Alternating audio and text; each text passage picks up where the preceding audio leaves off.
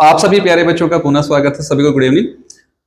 आरक्षक भर्ती परीक्षा जिसका सिलेबस टोटली क्लियर नहीं है, आज उसकी तैयारी कैसे करें, यह आज हमारी चर्चा का मुख्य विषय होगा। सितंबर माह में परीक्षा होने वाली है। जिन विद्यार्थियों का फिजिकल क्लियर हो चुका है उनको ही एग्जाम देने का मौका मिलेगा।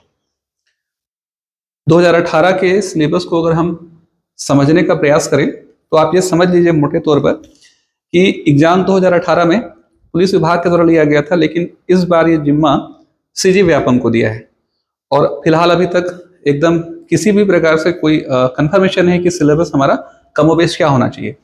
लेकिन जनरली क्या होता है कि जिस कोई भी एक अगर पद निकलता है तो उस पद की एक निश्चित प्रकृति होती है और उसी प्रकृति के हिसाब से ही परीक्षा लिया जाता है। यानी आज से अगर 4 साल या 8 साल पहले भी अगर वो परीक्षा हुई तो सिलेबस कमोबेश वही रहेगा। यानी हम उम्मीद अभी भी कर रहे हैं कि 2018 में जिस तरीके से सिलेबस रखा गया था वही सिलेबस यहाँ रहेगा। ठीक है, यानी मुख्य रूप से 4 हिस्से होंगे। मैथ्स होगा, रीजनिंग होगा, छत्तीसगढ़ होगा और जीएस होगा। और इस बात को बहुत अच्छे से समझना है कि रीजनिंग और मैथ्स का जो रेशियो है, जो परसेंटेज है, सबसे कम होगा और सबसे अधिक परसेंटेज होगा आपका छत्तीसगढ़ का। छत्तीसगढ़ और जीएस, इसे भी कोई कंफर्मेशन नहीं है, क्योंकि पिछले बार अगर हम 2018 के सिलेबस को अगर ध्यानपूर्वक समझने का प्रयास करेंगे तो 18 में 30 से 35 क्वेश्चन जो है आपके पूछे गए थे। कहाँ से? छत्तीसगढ़ से। और 50 से मोटे तौर पर मान के चलिए कि 30 भी अगर आप मानेंगे, 35 ही हैं। और 50 से 55 क्वेश्चन पूछे गए थे इंडियन जीएस से। लगभग 80 क्वेश्चन के आसपास, 80 से 50, 30, 80, लगभग 80 से 90 क्वेश्चन आपके जीएस से थे और 10 से 15 क्वेश्चन आपके रीजनिंग और मैथ्स थे। तो मोटे तौर पर हम यहाँ भी ये समझने का प्रयास कर सकते हैं कि जब परीक्षा होगी तो मुख्य रूप से हम मैक्सिमम मान सकते हैं कि अगर मैक्सिमम गया तो यहाँ से 20 नंबर और यहाँ से जो पार्ट आएगा, यहाँ से आएगा आपका कितना नंबर? यहाँ से आएगा आपका 80 नंबर। तो 80 नंबर का जो पार्ट आप यहाँ से मान लीजिए मोटे तौर पर, और उसके बाद 80 नंबर का पार्ट आप यहाँ से मान सकते हैं और जो 20 नंबर का जो पार्ट है आप यहाँ से मान सकते हैं। ठीक है, ये हो सकता है कि 20 से कम भी हो जाए, फिर भी आप उसकी उपेक्षा नहीं कर सकते हैं। तो मुख्य रूप से ये पूरा का पूरा परीक्षा जो है 80 का खेल हो गया। यानी आपको सीजी और जीएस वाले हिस्से को बहुत अच्छे से आपको मेहनत करना पड़ेगा। ठीक है, फिर भी आप रीजनिंग वाले हिस्से और मैथ्स वाले हिस्से की उपेक्षा नहीं कर सकते। सिलेबस चूंकि है नहीं, तो जो बेसिकली जो टॉपिक होंगे उनको आप अध्ययन कर सकते हो। बहुत ज्यादा ध्यान नहीं देना है आपको मैथ्स और रीजनिंग पे, ज्यादा ध्यान देना है आपको किस पर? सीजी और किस पर? छत्तीसगढ़ पर। तो तैयारी कैसे करें? हमारे पास अगर आज हिसाब लगा लें, फरवरी चला गया, मार्च, अप्रैल, मई, जून, जुलाई, अगस्त, सितंबर, लगभग आपके पास 8 महीना है। यानी समय अभी है। बहुत सारे विद्यार्थी क्या करते हैं, अभी समय है करके समय को वेस्ट करते हैं। सिलेबस बड़ा है, कठिन है, और अभी से आप तैयार करेंगे तब जा करके आप कोर्स को एक बार खत्म करके एक बार रिवाइज करेंगे। ठीक है, तो स्ट्रेटेजी क्या होनी चाहिए हमारी पढ़ने की? आप इसे एक सिरे से समझने का प्रयास कीजिए। जैसे उदाहरण के तौर पर सीजी वाले हिस्से को आपको ज्यादा फोकस करना है और जीएस वाले हिस्से को आपको ज्यादा फोकस करना है। यानी अगर आपके पास दिन में अगर 6 घंटे का समय है तो आपको मिनिमम 4 से 5 घंटे, अगर आप बेस्ट रहेगा कि आप 5 घंटे आप जीएस वाले हिस्से को दें और 1 घंटा जो है आप मैथ्स और रीजनिंग वाले हिस्से को दें। 5 घंटा आपको जीएस को देना है और 1 घंटा जो है आपको देना है इसे रीजनिंग को। क्योंकि क्लियर नहीं है कि जीएस का रेशियो ज्यादा होगा या छत्तीसगढ़ का। कुछ लोग ये कहते हैं कि छत्तीसगढ़ की संभावना ज्यादा है और कुछ कहते हैं कि जीएस की संभावना ज्यादा है। अगर मैं ये कहता हूं कि 70% छत्तीसगढ़ आया और 30% अगर जीएस आए तो भी बात वही है। मैं कहता हूं कि 30% छत्तीसगढ़ आया, 70% जीएस आए, तो ही बात वही है, क्योंकि क्वेश्चन आपके एक नंबर पे कंपटीशन होगा। इस बात को आप समझिए। तो इसलिए किसी सब्जेक्ट की उपेक्षा नहीं कर सकते। इसलिए आप तैयारी करते समय आप 2 से 2.5 घंटा आप छत्तीसगढ़ को दीजिए और 2 से 2.5 घंटा आप इंडियन जीएस को दीजिए। कम से कम आप 5 घंटा पढ़ेंगे तभी जाके बात बनेगी। पहला चीज। दूसरा चीज, आपको पढ़ना कैसे है, आपके पढ़ने की स्ट्रेटेजी कैसे होनी चाहिए। आप देखिए, आप जीएस निकालिए, जीएस वाले हिस्से में आप भारत का भूगोल शुरू कीजिए। जब आप भारत का भूगोल शुरू करते हैं या भारत का अगर भूगोल पढ़ते हैं तो तो उस भारत के भूगोल में बहुत ध्यान से समझिए मेरी बात को, मैं क्या कहना चाह रहा हूँ। जब भारत का भूगोल पढ़ते हैं तो उस भारत का भूगोल आपके छत्तीसगढ़ के भौगोलिक निर्माण को भी क्या करेगा, सटीक तरीके से तैयार करेगा। इसका मतलब क्या हुआ कि आप भारत का भूगोल पढ़ रहे हैं तो आप सीजी में क्या कीजिए, सीजी का ही भूगोल निकाल लीजिए। तो भूगोल के जब मौलिक सिद्धांतों को आप, भूगोल के मौलिक सिद्धांतों पर अगर आपकी समझ विकसित है तो जाहिर सी बात है आपको छत्तीसगढ़ के भूगोल को भी वो क्या करेगा, समझने में मदद करेगा। तो ये दोनों का भूगोल जो है अगर एक साथ पढ़ा जाए तो उचित होगा।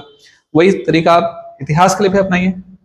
छत्तीसगढ़ भारत के इतिहास पढ़ेंगे, हाँ, लेकिन यहाँ आपको ध्यान रखना है कि हमारा इंडियन जीएस की हम बात करें तो इंडियन जीएस बहुत वृहद है, लंबा है।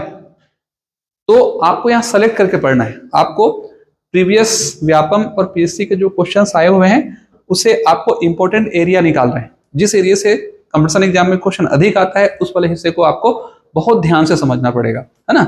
उस एरिया पे आपको ज्यादा फोकस करना है, ठीक है। ऐसा नहीं कि आप मध्यकालीन भारत को पढ़े जा रहे हैं और वहां से 2 क्वेश्चन आएगा। तो इसीलिए आपको एरिया पता होना चाहिए, सिलेबस एकदम क्लियर होना चाहिए। सिलेबस तो नहीं है यहाँ पे, मतलब एरिया क्लियर होना चाहिए आपको, ठीक है। उसके बाद आप हिस्ट्री शुरू करें, छत्तीसगढ़ का इतिहास, भारत का इतिहास, तो ये पैरेलल चले।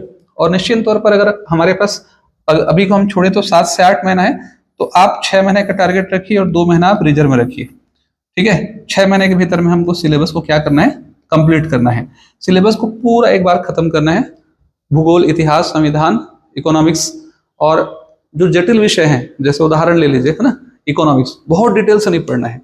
जो एमपी पार्ट है जहां से क्वेश्चन आता है उतना ही पढ़ना है अपने को। लेकिन इंडियन पॉलिटी हो गया, तो अगर आपको राष्ट्रपति पढ़ना है तो राष्ट्रपति एकदम डिटेल से डूब के पढ़ना है, क्योंकि वहां से क्वेश्चन आएगा। मंत्रिपरिषद पढ़ना है तो डूब के पढ़ना है, छोड़ना नहीं है। वहां से राज्यपाल पढ़ना है तो डूब के पढ़ना है।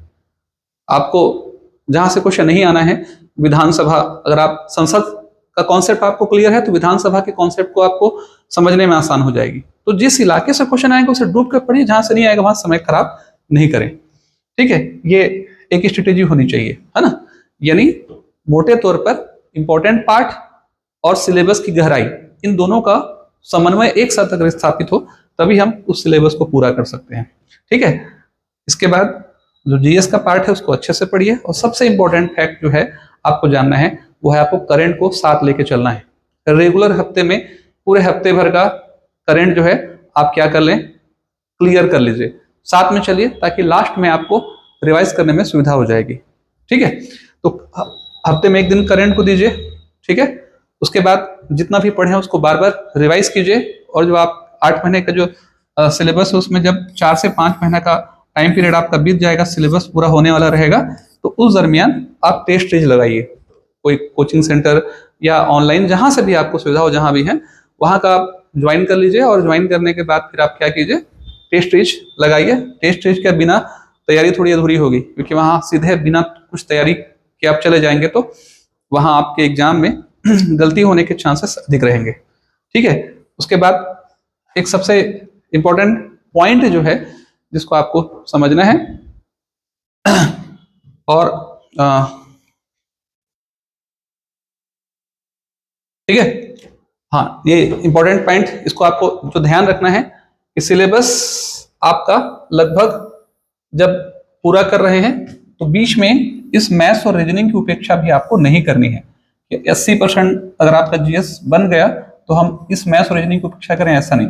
जो यहाँ से जो कोर टॉपिक है, जैसे मैथ्स में एवरेज है, आपका प्रॉफिट एंड लॉस है ना, सिंपल इंटरेस्ट है, जो कोर टॉपिक जहां से क्वेश्चन के आने के चांसेस हैं, उसको आप भले बहुत डीपली ना पढ़ें, लेकिन उसका बेसिक नॉलेज आपको पता होना चाहिए। सामान्य समझ वाले क्वेश्चन आपसे बनने चाहिए, क्योंकि आरक्षक भर्ती परीक्षा का नेचर बहुत हैवी नहीं होगा, ठीक है। सिलेबस को कंप्लीट करना है आपको, और जहां रीजनिंग का जो भी पार्ट है वहां से जहां कैलेंडर वर्ग का जो क्वेश्चन है, जहां जहां से क्वेश्चन आता है वो भी कवर हो। तो इसको भी साथ में आप लेके चलिए, 1 घंटे का समय दीजिए, ठीक है, जरूर सफलता मिलेगी, ठीक है। तो उम्मीद करता हूं कि छोटी सी स्ट्रेटेजी आपके जरूर काम आएगी। और सबसे बड़ा चीज, लास्ट जाते जाते एक शब्द और है कि सिलेबस को आप बांट दीजिए कि आपके पास इतना महीना है, इतना अध्याय है, तो मैं 1 हफ्ते में कम से कम 2 अध्याय पूरा करूंगा, ठीक है। और सिलेबस को एक बार 6 महीने में पूरा कंप्लीट रिवाइज कर लेना है, ताकि बचे हुए टाइम में आपको पता चल जाए कि कहाँ वाला हिस्सा मेरा क्या हो रहा है, छूट रहा है। छत्तीसगढ़ और इंडियन दोनों के करंट अफेयर्स आपको लेके चलना है, ठीक है। चलिए।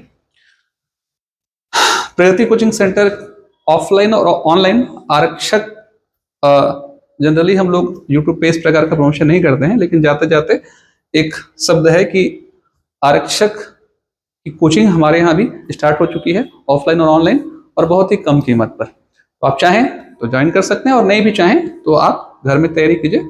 सभी को शुभकामनाएं।